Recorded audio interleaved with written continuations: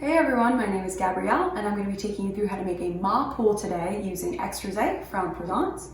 And this is a great rosé. It's got a lot of notes of citrus and spice, and it's a great wine for the spring and the summer. You can really drink it all year round. And then the drink that we're going to be making today is perfect for the summer. It's got great flavors and they all come together really nicely. So let's get to the video. For this recipe, you'll need 1 ounce of vodka.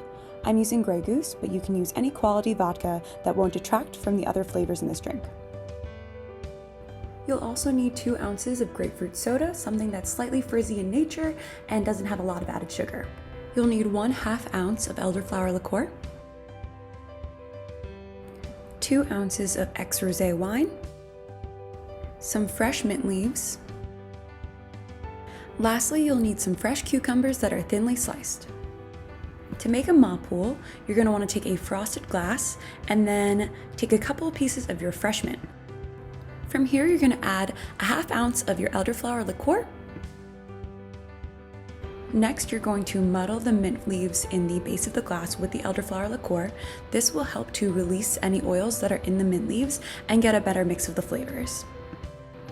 Next, you're going to add your 1 ounce of vodka. Then you'll add your 2 ounces of AIX Rosé. Next, you're going to want to add 1 or 2 slices of the thinly sliced cucumber. In addition to that, I've also added 2 pieces of ice just to keep the drink extra cool.